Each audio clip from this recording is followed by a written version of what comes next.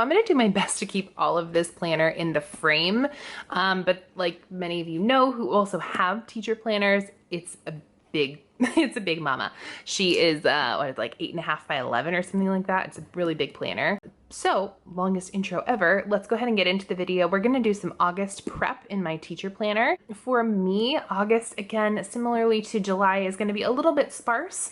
I don't have a ton going on as far as like school things to do, but that's just because our first day back for teachers isn't until August 21st. So yeah, we just don't have a ton going on. That last week will be busy, but I think most of the meat of my planning will be done starting in September. So I'm really, really excited to use this planner. I didn't utilize my teacher planner as much as I should have last year, but I really intend to this year. I think it will go really, really well. So let's go ahead and get into it. I'm gonna pretty much do all of my writing first, and then I will get into sort of the decorative part. Okay, if that makes sense. So I'm just gonna take my like dashboard off of the rings, and when you get the planner, on the back side is a substitute sheet. I actually created a year at a glance sheet and added that in because I thought that would be much more useful for me. I haven't had a minute to sit down and fill all of this in, but I definitely intend to do that. If you guys want me to do that on camera, or if you want to see how I utilize the year at a glance sheet, feel free to let me know and I can save it and do a plan with me with that. My top 5 tasks for August. Let's see. I would like to finish all online trainings. I think this was maybe one of my tasks for July and it just didn't happen. I'm not done with them yet. I wish I was, but definitely didn't get those done. Let's see, then I want to finish all Avid boosts and launches by 8/17. If they are all finished by that date and paperwork is submitted, I can get some PDUs, which would be awesome. Okay, other things to do in August. Okay, so I'm gonna begin my welcome calls. So every year, because we are a virtual program, we welcome each individual student by phone call to our school. So we talk about, like, I don't know, what do I talk about in my welcome calls? So pretty typically I'll introduce myself since I am their advisor. We talk about transcripts and credits and just kind of like beginning of the year things. If there's anything that I notice about the student that might be something to be concerned about or something that I might want to discuss with them, I use that time to do that as well. So we begin our welcome calls on 8/24. Let's see, what other tasks do I have to do? Okay, so I have 2 what I call virtual information sessions. They are sort of like telling people about what our school is about in a virtual setting. So I have 2 of those. So attend, I'm going to call them VIS for short, virtual information sessions. And let's see, those are happening on 8/11 and 8/17. And then let's see. Oh, and then I want to complete all, we call them teacher startup tasks, but basically they're like our beginning of the year, essentially like our virtual classroom setup. So teacher startup tasks. And that needs to be done by 8/25. Cool. So my monthly goals, we'll do an orange heart just to get started. And oh, what I wanted to do here too, before we get too far into it, is I wanted to compare with you. So this is the older teacher planner dashboard. And I actually just popped it into my planner because I wanted to have June and July in here as well. So yeah, this is what it looks like. And then I wanted to give you kind of like a side-by-side comparison of how this one is different. So it definitely has everything still on there. So it has your top 5 tasks still on there. Your monthly goals are there. This one has holidays instead of events, which is cool. It still has your focus of the month. Oh no, it has holidays and events. So this page does not have any holidays, which is kind of cool. If you're keeping track of all of your holidays in there. And then it's a smaller column for student birthdays if you want to put those in there. I might actually use mine for staff birthdays just because I have a caseload of well over 200 students, so that would be hard to keep track of. But I just wanted to kind of share that with you, that is how it looks a little bit different. Okay, so back to this, monthly goals. Let's see, so what I want to do is I would like to create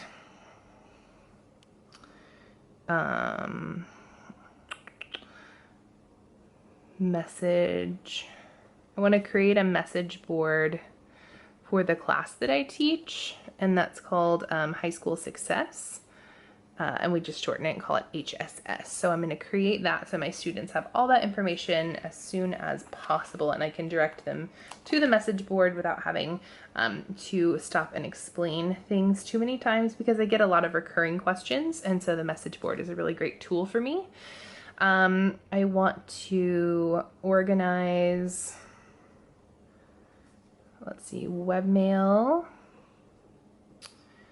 and Gmail. So what I mean by that is like, I guess what we could do is do a few bullet points underneath that. So let's see here. So I would do empty inboxes. Okay, so then I would like to create signature lines. This is another way that we get communication out to our students. All right, and then I think I just have one last goal. So I only have really like 3 main goals for this month, and that would be to, what was I gonna say? Lesson planning. Oh, I want to create a survey for my high school success class. There's some information that I'm looking to get from them. I want to know kind of who is an AVID, because I will be working on our AVID site team, and I kind of just want to see if we can get a little AVID community going. Events. Let's go ahead and put our events in. I have them on my monthly spread, but I'm also going to put them here. All right, so, oh, that's not gonna work. Okay, so I have, I added a fun little like live in the sunshine sticker because it's positive, and we will definitely still have sunshine here in Portland in August. And then this is just kind of what it ended up looking like. So that's my August dashboard. So I'm gonna go ahead and plug this back into my planner. Oh, it feels so nice to get all of my planners all set up. Since this is like a August just setup, I do have all of my like major dates already in here. And again, like I said, I'm gonna try and get this whole thing in the frame, but it's gonna be tough.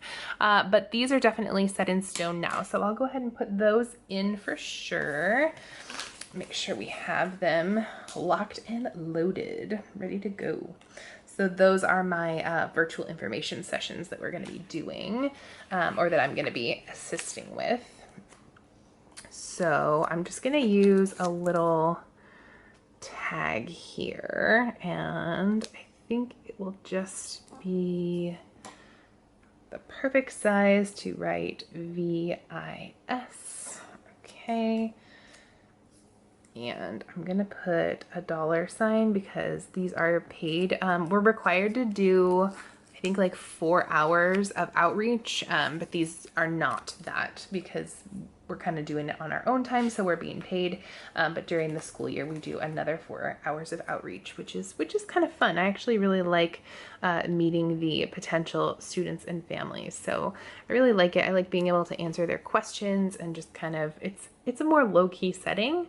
And so they get to learn about our school that way. So these are paid ones, not our required ones. And then I think that is everything that I need as far as like my monthly spread goes. Okay, I do have like a few little notes that I want to make, but I don't want to put them in. So we're going to be scheduling a site team meeting for Avid. So we have to schedule that. Welcome calls open. So on this, I want to prioritize some lesson planning time on this day because the rest of the week looks fairly busy, but this day looks pretty slow. I might actually do lesson planning here too. We'll have to see. Okay, and so then now that I know how I want to have my weekly layouts done, and I don't know if you guys can see this, but I will try to bring you as close as possible. But this says, this is going to be everything that I need to do for my advisory.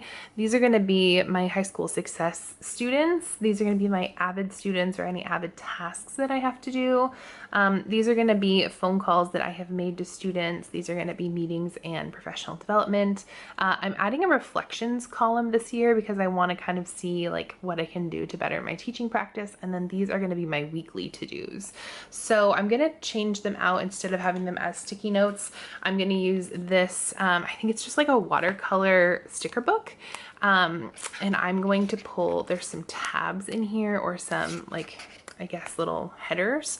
So I'm going to use these and kind of mark them, but I'm going to use a variety of colors just so I don't feel like I have to use the same colors over and over and over for each different thing. So yeah, I'll go ahead and put those on now, and maybe I'll fast forward this and give you guys a little bit of music. So we'll do that.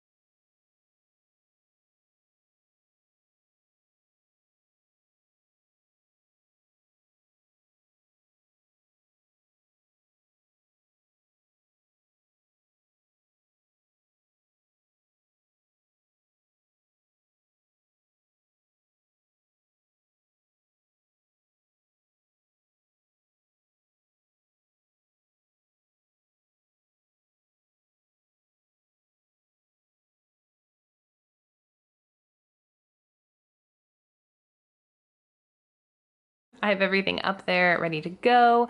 I'm gonna put dates on later, but I did just want to show you guys that I have only like a few. So I have this week and this week, and then we go into September because we're not back to school until the 21st of August. So I might use this like the week before, or if I'm doing any, you know, other planning and prep before we actually get back to school, I might use this part. But honestly, I probably will only need like 1 week. I might even take this extra week out or just leave it as like, I don't know, extra paper in here. But that is what I have. So that's my weekly setup. This is my monthly view on the calendar, and then this is my August dashboard. So that is everything I have for you for my teacher planner setup. If you guys are setting up your teacher planners, feel free to leave that in the comments below. Leave any cool things that you are doing to stay organized this year, and I hope that you all have a wonderful school year. And yeah, so if you like this video, don't forget to give it a big thumbs up. If you are new here, don't forget to hit that red subscribe button below. That helps me out so much. And I would love to have you with us. If you are currently subscribed, I seriously could not do what I do without you. And if you want to connect with me outside of YouTube, I am on Facebook and Twitter and Instagram, so feel free to check me out there. And by the way, you guys, have fun today.